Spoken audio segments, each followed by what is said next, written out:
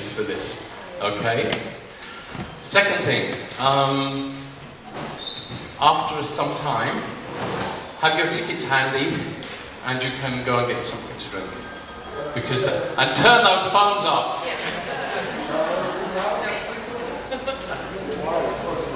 If you're interested in this talk here, you do not have your phone on.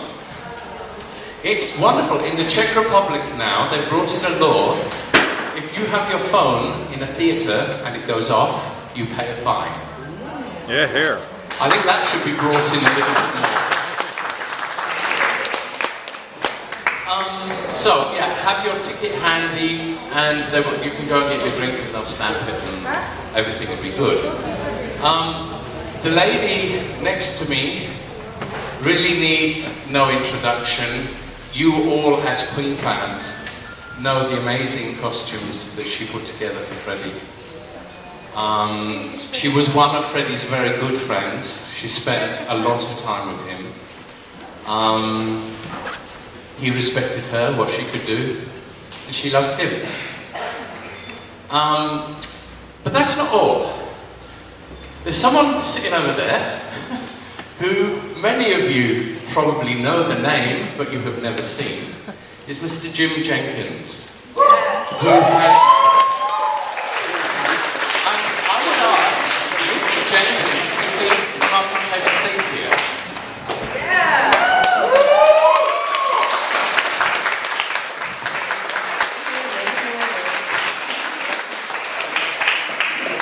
Basically, what we will do between us, a very good friend of mine here spent hours putting together a sort of video collage, which you are going to see. There will be no sound, so you can concentrate on what we are saying, but you will have visuals. We'll try and do something like the director's cut with the voiceovers. Oh, remember at this point, this happened, so we'll try and fill you in. There will be time for questions. Also, Diana has been incredibly kind and brought some prints of some of her original designs, which we can pass around. We'll give you, and you just pass around to row, so everybody can have a look at them. Okay? They do not fit in your pocket. So, fine, I will let the star take over. Oh, it's your turn. Am I on? I'm not quite used to this yet. This is good. Shall we roll the images? Go through... Look. Oh yes, spell my With name Diane right. Moseley. And we'll start. Well, this is the famous one, and this is the one I call the rock soldier. Oh. It moves and moves. We'll watch this 3 or 4 times. Which we would look. Let's go through it once, and then I can have a look at this one. Is the full one. This one is the full one, and this was the first full video I did for Freddie.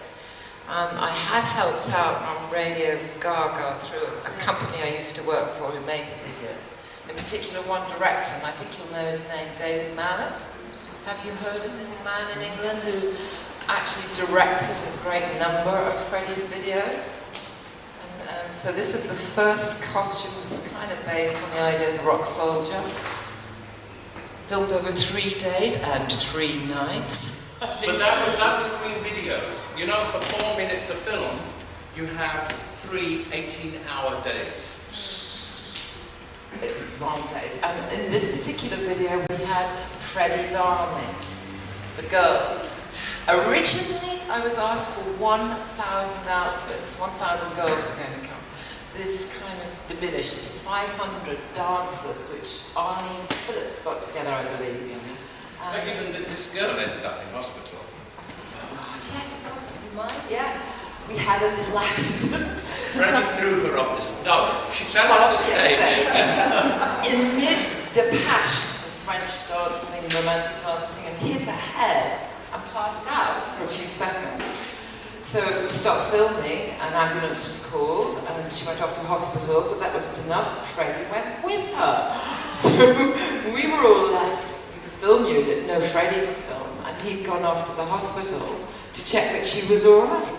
As soon as he walked in, I believe he was in visiting every ward in the hospital in this costume, the white costume with all the metal on, seeing how everybody was, you know, the road accidents that had come in, and everyone had been falling over that night. He played doctor for about 4 hours. Like he played ice cream lady in the Dominion when he did Time. He likes getting into the mood of the things. So he came back with her, and we carried on, finished on filming after she'd been seen by two. But here's the army. Amazonian, yeah. In Etruscan-shaped helmets and breastplates, 500 of them. Rehearsed by Arlene Phillips, I believe. 500 pairs of high heels as well. 500 leotards. 500 pots of nail polish so they can paint their fingernails red. Us girls know how important that is. And lots and lots of red lipstick. Yes, sort of. It's sex. It's very charming. That was nice. It was a red corset dress that one dancer was wearing, and a leather corset on the other girl. I think that was Femi. Wasn't that Femi?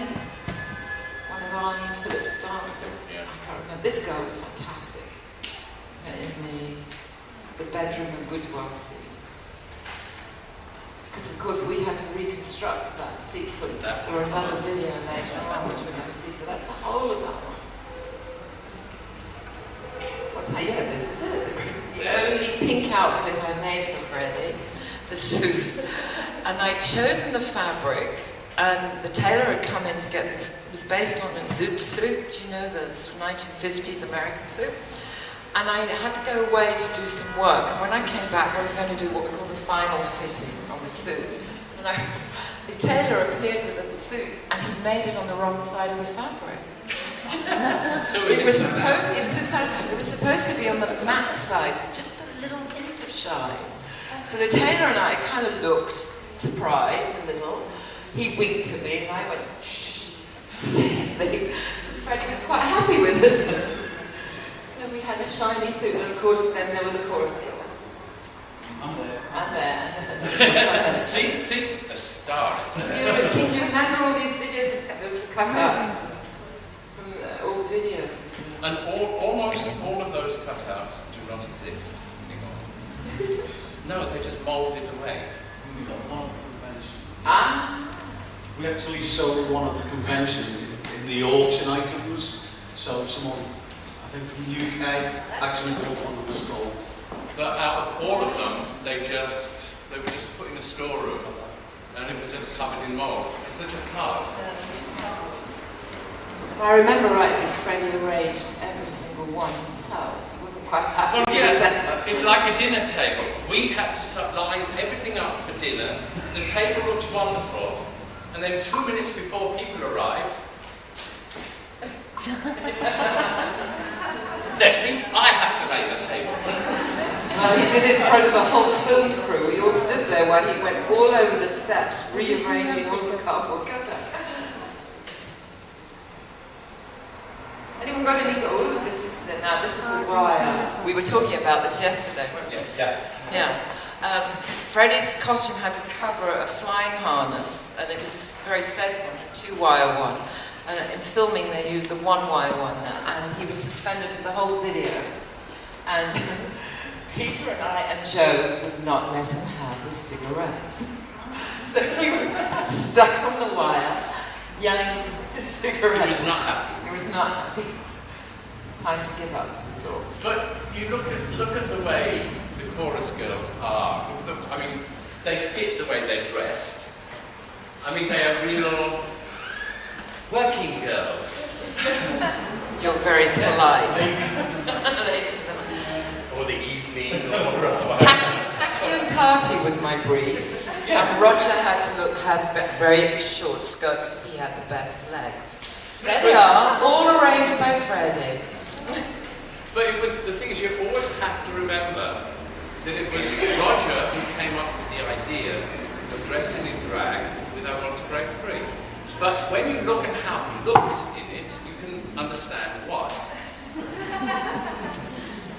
Because he was by far the best looking one. I think this is wonderful. I think that's my hand. It is your hand. This drawing was done for the video they showed on television, the documentary, made by Dora, the man just behind Freddie there. And of course,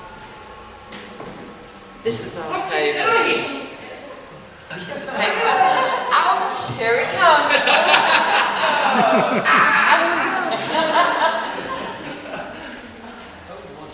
When were you But you making? see, the thing is, this also shows that a lot of the time with videos, Queen videos, the real director was Freddie, and the video director was there to tell him what he couldn't do.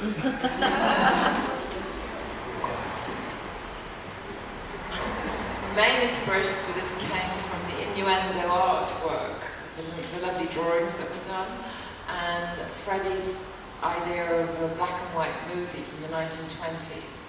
So we were doing a kind of Chaplin-esque Valentina character with the dark shadowing and heavy eyes on. And of course he was not very well when we did this video, so we had to use a lot of makeup first of all to make him look relatively healthy before we put the other makeup on top for it to work. And probably your most well-known outfit. Yeah, the rock soldier.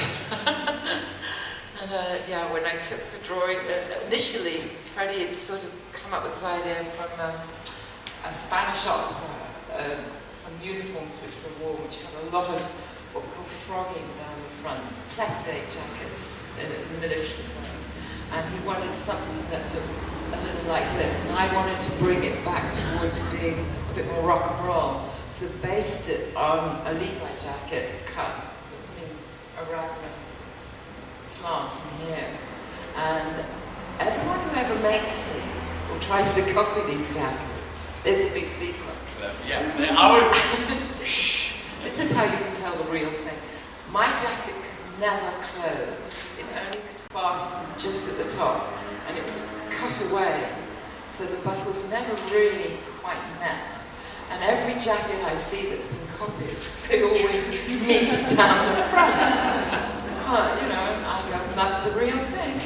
And we had a little tussle with the colours. He wanted yellow, I wanted red, but the compromise was the white, because the white always looked so good in the big stadiums. So I got my red and white, he got his yellow, and the white was in the middle. Those were the three outfits. You'll see another one in a second. Yes. Whoosh. Whoosh, a little flurry. White silk cape that attached on the shoulders that could be ripped off on the stage. I tell Handling you, this work. Velcro is the most amazing thing. Not Velcro. It's two snap fasters just underneath the epaulets. Very crafty. And a crown. Now there's a story behind that. I know, there's a little one. Freddie phoned me up from Sweden where they were rehearsing this particular show and said he needed something right at the end, a little oomph. And he was thinking crown or something he could come at. I said, well, why don't we do a robe as well? And he said something like the ones which are worn in Parliament by the lords, the red, the ermine, and the gold fleur-de-lis. So I stayed up with my friends and family, my girlfriends, and we sewed for 3 nights, 3 days, getting these things ready. And I did a quick design for the crown, based it on something that I'd fitted already on his head, and sent it off to my favourite prop people, who made that over 3 days and 3 nights. It's metal with glass stones in, but it had this spectacular spike on the top, which is missing, as you can see. And what happened was we had to deliver this to Paris, I think it was the first big show. So I carried it through Heathrow Airport in a box. I think it was from Sainsbury's, a box. And the crown was sitting in with the spikes sticking out. And I very carefully gave it to British Airways, who very carefully gave it back to me in Paris without the spike. I never got the spike back. which I think was quite a good thing, because I think on one occasion they threw the audience, they called it, and that could have been nasty. So That's that, the end. yeah, real Keep it for 2 minutes. Okay. questions, that went fast. That was I can't fast. do it. Oh, don't worry, I we've don't been know. showing it 2 more times. I don't know how directors do that. Because they got the pause button. They got the pause button. I had no pause button. I need to drink a water. So, questions? Yeah, no, Diana, go back to what I found interesting there was the drawing from the I'm Going Slightly Mad video, which is my personal favourite video. I've got a surprise for you. Wow. And I thought perhaps I'd hand it around to, and you can pass it through the rows and have a little look. This is a print, this is not the real one. There you go, that's that one there, print taken. So if I hand it, you can have a look, just pass it along. Okay? And that's, So Diana, how did the idea of that video come about? How did Freddie approach you and say, this is the costume I want? You mentioned the monochrome video film. Well, in a sense, Freddie was like another director on that video. He had very strong ideas because it was about how he was there, which is not very well. Can you hear her? Can you hear me at the back if I don't use the microphone? Okay, I'm going to have a go. And Freddie had very, very strong ideas because this was how he was then, not very well, and he was thinking about how it was affecting him and what was happening in his life. So this video tells a story from a poem, I feel, like he wrote about his illness. And so he had very specific ideas on how it was going to look. And the first thing he started showing me was these wonderful old pictures of movie stars from the 1920s, black and white. In particular, Rudolph Valentino. You remember The Sheikh? Have you ever seen any pictures? He has this very dramatic eye makeup on. And he wanted a figure that sort of encompassed all these images of the men with the suits looking very dapper and that kind of Fred Astaire, that kind of Chaplin, a little bit of comedy, because he had a sense of humour about a situation. And these images were coming from the poem, the song, the words he had written. So he hadn't got a specific, I want to wear this. I sort of listened to him and looked at all the pictures and said, well, we can bring together all these elements. And the suit we used on him was actually made by a designer called Anthony Price, because I don't always get things completely made for him. And we thought it was very lean, these very pointy lapels and things. And the shoes were something that he suggested, and I thought, what a good idea. They were spinning shoes from Barcelona in the early 80s, in Ibiza, and that whole thing that was going on.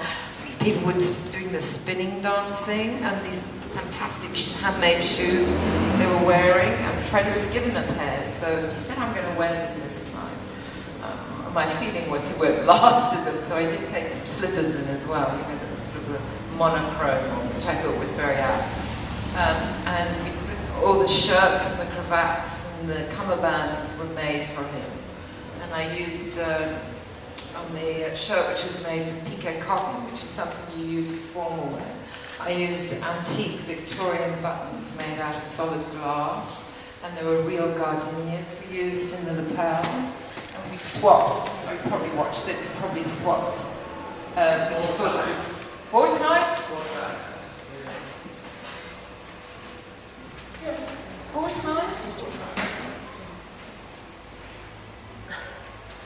Did you keep putting them in the fridge? Oh yes. Well no, that's right, 4 times. The gardenias, you're talking about right, yeah, but he gave Derry, the makeup artist, a great friend of mine, and myself a plant, which we also kept vigorously, because Derry and I were terrified that the plant died. Freddie would. So we were always phoning each other up saying, is your plant still alive? Is mine still alive? No, have you got a bud? Freddie had what's traditionally in Britain called brown fingers. You know, you say when you plant comes into your house, you touch it and it goes beautiful, flowers, green, everything. Freddie would not touch them. I mean, I think I inherited that from him because as soon as I get a plant, it just goes, phew. It just does not want to know. We had to get all these flowers off them. So there was 3 people, you, me, Jerry, all these plants. Have you got a bud? We got one for today's filming.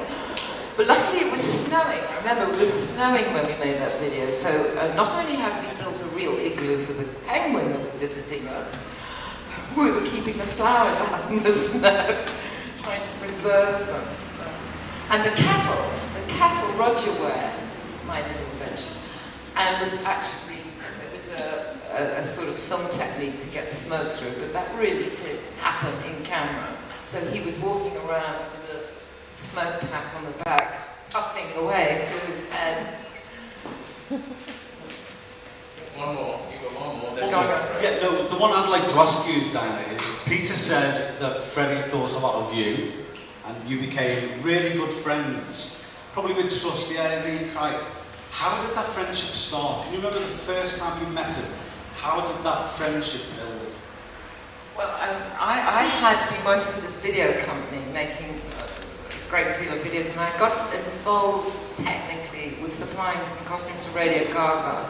But I hadn't actually met Freddie. I was just supplying all the audience, so I was actually there at that moment when it was invented. I was there. Yeah, we were. Anyone else was there? Anybody else there? But that was fun, because with the director and Ollie, just in a second, said, let them do this to the beat. It was fantastic. But then I was asked by the same video company if I wanted to do a video for Freddie, which was Born to Love You. And I thought, fantastic, because I had heard that he was very interested in opera and theatre and dance, which was one of my passions. So I'd worked for the English National Opera for some time. And so I thought, I'm going to enjoy meeting him. It'll be great. And in my funny ways, I sort of like to give presents or little gifts to people. And I had in my house at that time a couple of books, and I really liked them, and there were these pop-up books. You know those books you had when you were children? You opened up and it was all cut out in 3D. And I had one on famous opera scenes. Do you remember them? So I thought, that's good, I'm going to take that. So that's how we clicked. I kind of sat there, we were briefed by the director, the producer. Don't talk until you are spoken to. Yes, that was Jackie. Didn't work. I sat there and said, oh, we should have a chorus of about 1,000 girls. I think she fainted at that moment, spending too much money, but yeah. And I think I'll dress them up in Etruscan helmets, so it's a bit Dido and Aeneas, that opera. And then I showed him this, I gave him this little present, which was this pop-up book. So we just kind of sat there, gnashing away, spending a fortune on this video that we were going to do. And the director and the producer were just sitting there looking at me. So it was, we did kind of hit it off. But common ground, opera, funny enough. But the thing is also, both of you know, if you got Freddie in the right mood, he was the easiest person on earth to get to know. He had the most amazing way of working people out. I think in his life, he was let down maybe 3 times out of all the people. But he knew, right from the very beginning, the people he could trust, the people who could let in. And once you were part of his group, his group of friends, he would do anything for you. He was the most amazing, kind, generous, loyal friend anyone would have. You are going to make me cry, aren't you? You are going to. All right. If you are hot, sticky, whatever, get your ticket out. Go. Oh, she's gone. Yeah, she's come back. Go and get a drink. And think about some questions. The second half is your turn. Yeah, it is your turn. But you're still sitting there.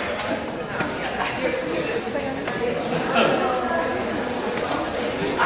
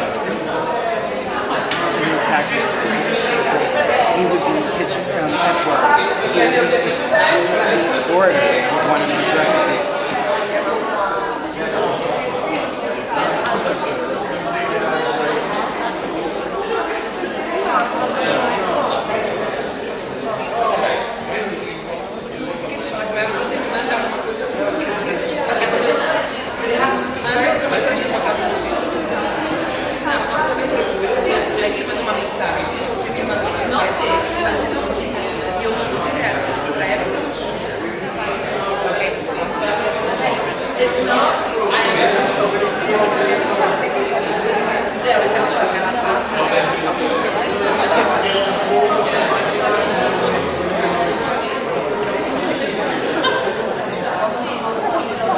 Okay, folks, we're going to start again now. All right, quiet! I am now deaf. She's now deaf, she has to finish. Because you kept making a noise.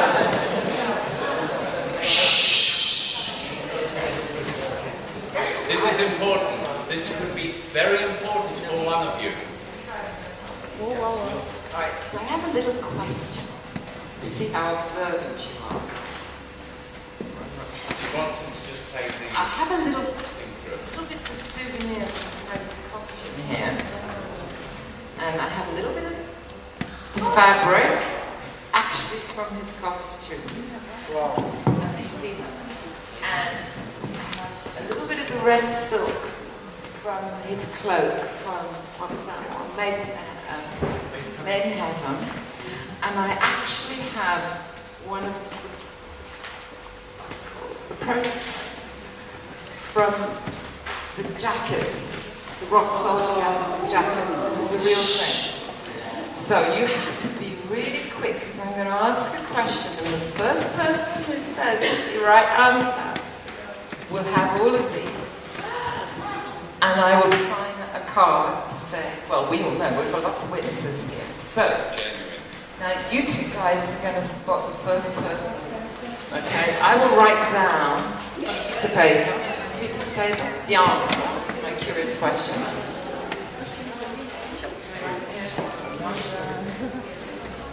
Okay, right. The question for all of these, see if I can do it.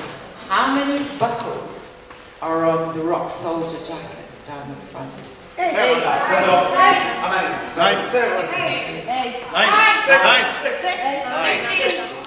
6 plus. Where? Stavo dicendo io, Shakes. That's the guy, he got it.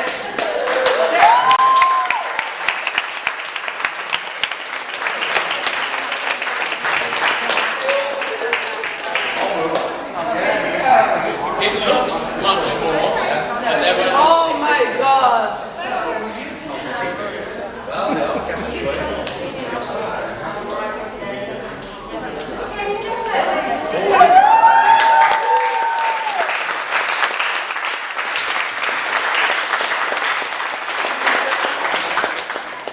Okay, has anybody thought up any questions?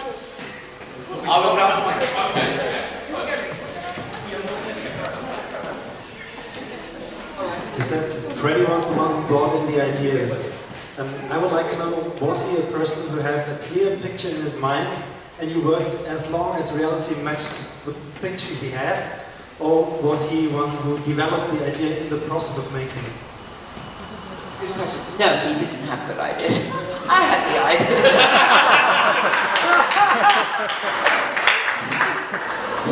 He had images and themes and moods and kind of like, with The Great Pretender, I was around there in the afternoon at his house. He said, you have to come over, I'm going to do this new video. This is this, you know, the... Who was that guy? Who was that? No, never mind. And he invited, so I arrived, and he was so excited. Nobody was in. I don't think you were there. I don't think Joe was there. And rather than just sit me down and say, I'm going to do this song, and I'd like to have all the images from the video, he sang the whole song for me, from top to toe, running around the house, pulling books out, going, something like this, and then carried on with the next verse. So I was chasing around with a notebook, kind of going, what are we doing? How many videos are we going to put in? All of them, all of them. Listen to this. I can sing it better, the tape and everything. So he used to get very enthusiastic and full of ideas, but not a distinct image, not a real image. The thing with Freddie, he had all these amazing ideas in his head, and whether it was to do with his house, to do with directing a video, to do with the costumes, the people around were to tell him what was not possible. you know, because he would want to do jumping off the roof and everything, but sorry, no, the insurance won't cover that. You cannot. But he had these amazing sort of images running around in his head, but it needed other people to sort of dampen down a little bit.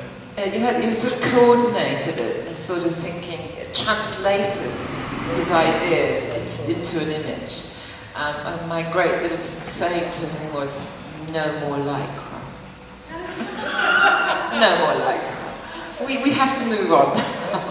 I did a couple of pieces with lycra in, but not Well, he liked, who knows why, but he liked skin-tight costumes all over. Thought it was a ballet dancer. He did, actually. He thought he was actually incredibly good at ballet until he met the ballet dancers. And then he found he actually had 2 left feet, but could balance on them. Any more questions? I need your knowledge so I can have the memories. Does that make sense? Yeah. You are all experts, and you know so much more than I could ever know, but I have the memories, so you have to help me dig them out again. And Peter, we have little moments which, when you ask a question, they will come back. Diane, are you still in the same line of business? And do you have anything to do next year in November? Because the man is sitting next to you. I did a couple of small fundraising projects regarding the favorite food of Freddie. And I changed jobs. And I'm now working for a vocational school where also fashion students are interested in maybe designing a dress. Do you have anything to do next year in November? This is next year. Yeah. This is a year away. I'm not quite sure. I tell you, I'm still in the costume business, and I've only just finished filming on Tuesday, so hence I'm a little bit tired. I know. So I've been doing a drama for television, a family drama for British television, which has been shown over Christmas. It's a special drama called Just Henry with 1949 costumes in. And also this year I did something for comics. I'm advertising here, I know. That's okay. I did something for Comic Strip Presents. Does anybody remember these at all?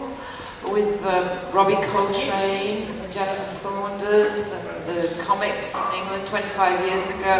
With these very weird kind of programs.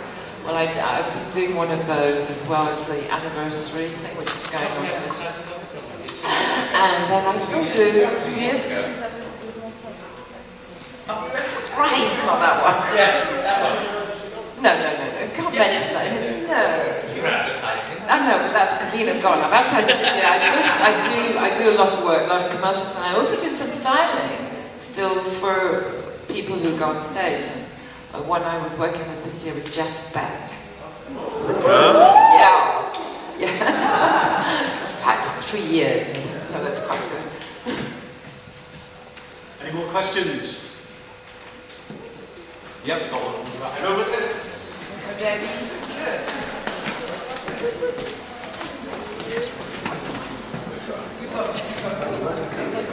Hello? Are you okay?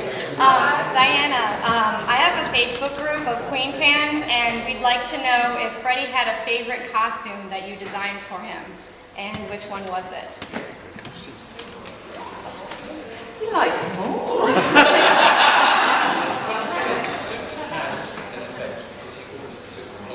Yes, he did. He did have a good, apart from the video strangeness, he had a good sense of dress. When he dressed up, I mean, apart from the yellow tracksuit, but he polished up good, and he was quite interested in the tailoring. The tailor I introduced him into. Because after Great Pretender, because it was him who made the suit. Yeah, the suit with Montreux at the Cabaret. After that, he then ordered, I think, about 10 suits altogether from that tailor because he just loved the way they felt. Yeah. The way they looked. Yes, the cuts and everything. He dressed up good. But no, I can't say he refused most of the time, even if he was wearing, you know, full dinner suit and everything, he'd still wear trainers because they were much more comfortable than proper shoes. Been sold Adidas trainers. And I remember rightly, yellow tracksuits when he was young. Yeah. Round the house, yellow tracksuit. Class. I did have a few leopard spots on it. Top. There was some yellow leopard spots. Oh yes, yeah. Next. Yeah, we got one up here. Got two up here, yeah. Hello. Did Freddie ever draw himself costumes? And did he ever draw himself? No, he did. This is a good leading question because I have another picture for you to have a look at in here. First one's still not reached the back. Hasn't it? Well, we can start again here. Maybe we start at the back and you set it forward. He could draw, but I had to start it off. This is a very famous drawing here. This is from the original rock soldier outfit, and it was just a pencil drawing at the time. And he actually erased the middle bit because I'd made the jacket a little long, and he picked up a rubber, grabbed across here, and we redrew it a bit shorter so it looked like a mess jacket. If you'd like to have a look at that one, that's the original. Start the front, doesn't it go through? Yeah, but the other one's still not reached the back yet. Well, then we start at the front again. Yeah, but the one's at the back. Like that. So you can see it's not accurate on the back, but this is the image, the whole thing. And if you ask me about the pocket on the leg, I'll never be able to give you the answer to that. It's our secret. Freddie's and my secret. Next! There was a pocket on the Yeah, we've got another question for you, Diane.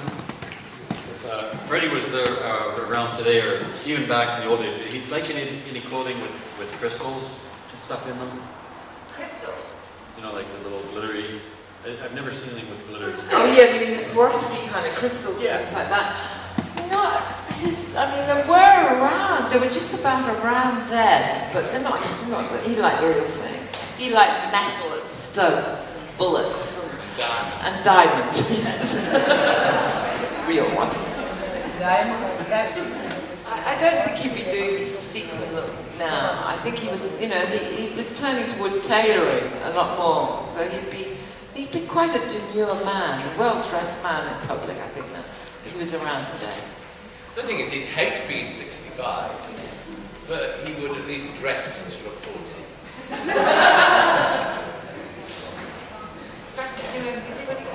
Any more questions? Anything? Any curious things? Come on. Over there. Over there. Sorry, got distracted.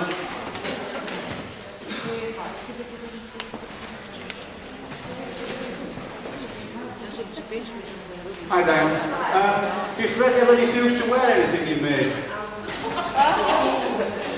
No. I just thought that with having his own ideas that you might have just done something that No, I thought, no, I'm not doing that. He did have his ideas, but my job was to make them better. It was to take them further and give them exactly what was needed for the video or the job.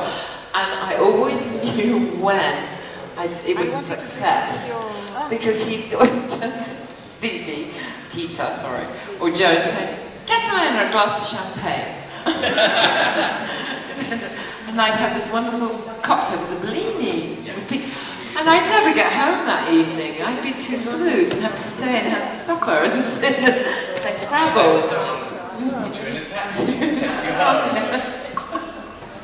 So that was the way I knew we had a success. Also, I had to get drunk. Also, the thing is, you have to remember that it wouldn't get to the being made stage unless he said yes.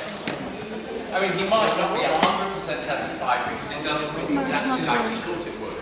But he'd work his way around, stitching there, and Yeah, it was negotiation because I'd always do fittings. We'd always try and do a drawing, and so I was working towards what he thought would be the best thing, and then you take it a little bit further.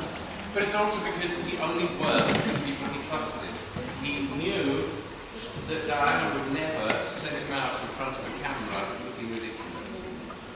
She would never allow that to happen, unless he wanted it. I mean, we did have the chorus girls in the Pretender were quite.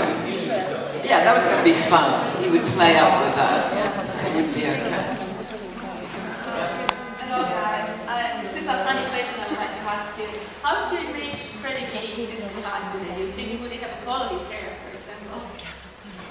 I didn't get it. How do you image Freddie being 65 today? Would he have a color his hair, for example? Well, I don't think he would have needed colour. Really? The thing I do believe was that his double crown might have got a little bigger. Would he be singing with Queen? No, I mean, he's one of I think he would have been lucky enough to keep the natural colour. I can't see it. I mean, to the last day I saw him, there was no grey there. No.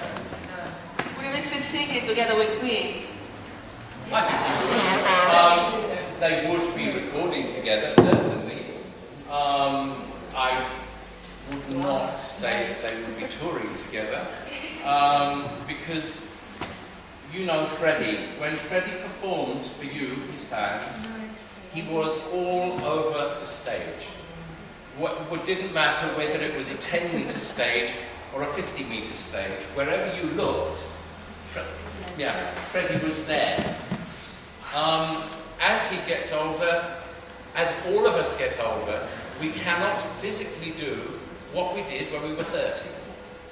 And he would feel, if he wasn't all over the stage, he would feel he was letting the fans down. He was not giving the best show of his ability. So I think he would have called a stop to touring. But the music would still be being made, definitely. I think the idea of a good holiday for Freddie was a carton of Marlboro cigarettes, Adidas trainers, and a couple of weeks in a recording studio. Yeah, that's it. He lets the mind go free. Anyone else have any questions? Diana, did you go to Freddie's silly hat party? I did the hats for Freddie's silly hat party. Yeah, the garden party. We were having the idea was a Mad Hatter's tea party kind of thing. So all families could come, children, and it would be a great mix. Yeah, there was about 200 people. And everybody in the house, including Peter. I had a pink Georgian Miss Piggy hat. Huge brim with Miss Piggy heads in the middle. And pink, which is our favourite colour today. And so everybody in the household put a request in for a hat. And Joe wanted to be able to have a hat box with real eclairs, chocolate eclairs in them. So I did a pillow box hat, and then we put chocolate eclairs in them. And Peter Straker had the Chinese curtain. Yes, it's like a Chinese coolie hat with all, you know, like a bamboo curtain hanging. Yeah, bamboo curtain hanging around it. Just the huge, crazy hats, and everybody else who was invited outside the house who knew me was phoning up and ordering hats. So my house was filled with them. And when the day came when I had to deliver them, I think it was the Friday night before the party, and Freddie said, "Where are the hats? When are you coming home with the hats?" And I don't have a car big enough. Do you think you could send your extended limousine over so we could come and see? It was like Christmas. I arrived there and at the house, the garden house. Everybody was standing outside going, "Where's my hat? Which is my hat?" So I took all the hats. And Freddie had two hats. And one of them was, he wanted a Joker's hat, the actual Joker's hat, which I had rigged by the same people who made this crown, actually. Same prop people. And it was spring-loaded, so when you pulled the spring, the hat burst open with all these festoons and, you know, its birthday figures and things popping out. but it was a bit vicious, if I remember right, and it had to have a chin strap on, so he kept jumping a little bit, and every time he kind of pulled it, he thought, it's no good, I can't go through the whole evening with this, it's just I'll end up with no neck. So we had an alternative hat, which got to be the kind of fun one, which with the bobbing butterflies. I've seen the photographs. Yeah, kind of like, and so he went around. That was much easier for him to wear, because he was being the host as well. So yes. Any more? All right, time for one more. Yeah, I want to two more. Not two. All right, time for two, and then... Is this already? The video clip, The Miracle, where the kids are playing the members of the band, the costumes from the magic tours, were they designed by you for the children? They were. No, I remember that video was not, I didn't do the video shoot, but I helped what we call supervisor, because I had a great assistant called Jane in England, who was helping me a great deal with the Queen costumes, because I was quite busy doing lots of things. So she actually supervised, well, I supervised the making of. There were copies from for the children. Yeah, they are somewhere. I think the children have got them. Yeah. No. I'm assuming that they've kept those things. I've spent a great many times when I make costumes for all sorts of people. I don't store them myself. One or two things I have, which is personal items which I might contribute, I keep, but most of them are kept by the artists themselves. That's why you see them coming up at auctions and things, and sometimes sell them on. So I don't keep a lot of things. Okay. Would you say working with Freddie was the best part of your career? It's my career over. So far!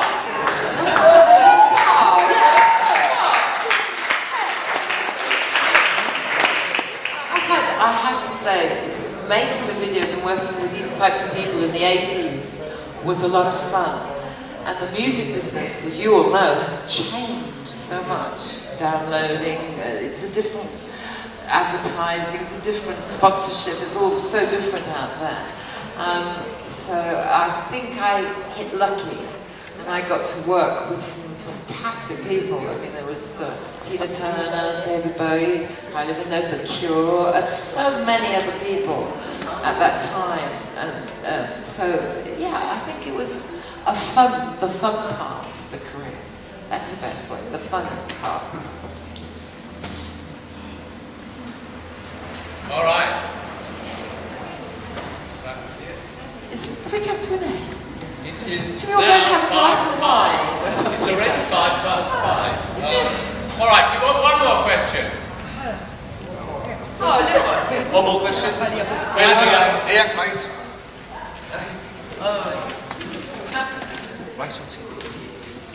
Okay, I would like to know, because there is a big mystery about the Munich birthday party. What can you tell about the Munich birthday party? One more question for Diane. It was hell. It was nice. Except Freddie got drugged. Someone put stuff in his room, and he was really sick and all the rest of it. I mean, okay, now the party itself you can see in the video. Even though it's really strange when you think that they filmed the party for 8 hours, and yet you keep seeing the same little bits of video all the time. There must have been a lot more that they could have used. I know I told them that they couldn't use me, but there must have been so much more they could have done. It was fun. It was Munich. It was Munich in the 80s. You know, what more do you want? Sex, drugs, and rock and roll. Yes, there was. All right, we will do just one shouting if you want. Is there anyone else who wants to? Yeah, hang on. 2 more for 2. Sorry, my English is not the best. Okay. What was the reason why Freddie got back from Munich to London? What was the reason? I know two reasons. The one is Barbara was too kind to him, the others that Jim wants that he come back to him? What's the right? Well, no, the thing is, okay, a little bit different. Jim was out there with him anyway. But of course, like in any relationship, you don't like competition, and Jim's competition was a city full of people. And so, I mean, he wasn't 100% happy with that. As regards the first reason, I suppose there was also a little bit of that involved as well. I think maybe she became a little bit too possessive. You know, that he couldn't go out without Barbara, you know. Don't get me wrong, they had an incredible relationship. He had something with her that I've not seen him have with anybody else. It was because, the thing is, both of them are stars, and she would do things that he wouldn't dream of doing. You know, if he went into a bar and someone was sitting in his favourite seat, he would find somewhere else. Barbara's there, get out! This is our seat. And then he'd go and quietly sit down in the seat. Because that was how Freddie was, and that's how Barbara was. She would do things that he wouldn't. And so he was quite happy to stand behind and let this happen in front of him. He also gets bored. Yes, I'm sorry, I still, even 20 years on, I still use the present tense sometimes. He did not have a very high boredom threshold. It almost became a tradition that he would spend a couple of years in a city, then decide, I'm going to buy a place here and live here. He would buy the place and then move. Which is exactly what happened in New York, and which is exactly what happened in Munich. He bought the place in Munich after being there for years, and thought, no, I've had enough. I think maybe the actually owning the place there was too much of a tie. And Freddie, to the bottom of his heart, was a Brit. He was a monarchist. He loved Britain. Yes. Well, it was the only way he was going to get one. Yeah. I still remember his voice in the phone. I want a crown. I want a crown. And you can imagine the reaction of the other three. Yes. But do you remember us practicing the crown? We practiced with the crown. We arrived in Paris, and everybody was there. Jim was visiting, and he had this beautiful hotel where the entourage was, and I was given a room. And I phoned up at a suitable hour, I thought, and said, let's have tea. Let's have high tea and do the crown. Because it was in my room, and I said, and the robe. You've got to practice this before tonight. So we ordered this fantastic high tea cakes and everything. And we all and we all sat around in the suites and had this, you know, great tea, eating each other's cake or something like that. And then suddenly Freddie went, oh, yeah, the crown. And so my boss pulled it out, and it was just like putting on a cap or something. Put the crown on, sat down, and carried on having tea. And then thought, I ought to try the scepter. Where's the scepter? Because it's, you know, the microphone. Wasn't one around, so he picked up a banana. And you've seen photographs.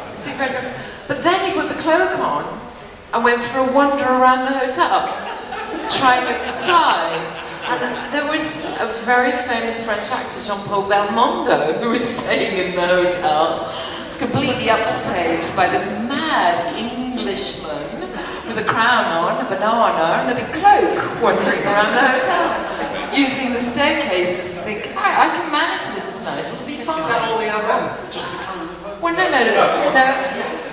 Shorts, yellow shorts and a t-shirt. But that evening, with all this madness going on, and we had outriders, because there were all the guests were there, Duran Duran were there, I think, and they were all visiting. This was the big kind of Paris show.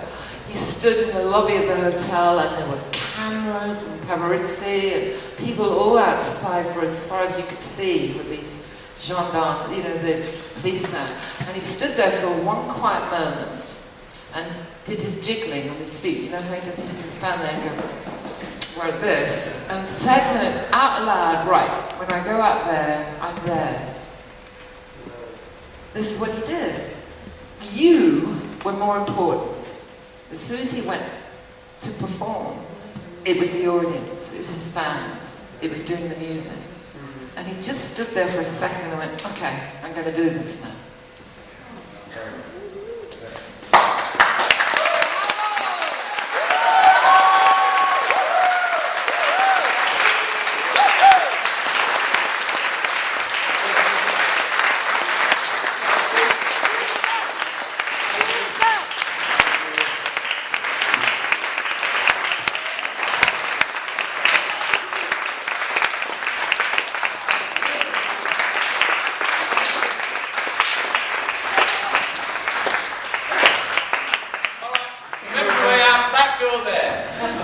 The next sort of planned event will be at 7:30 in the church that's next door to this.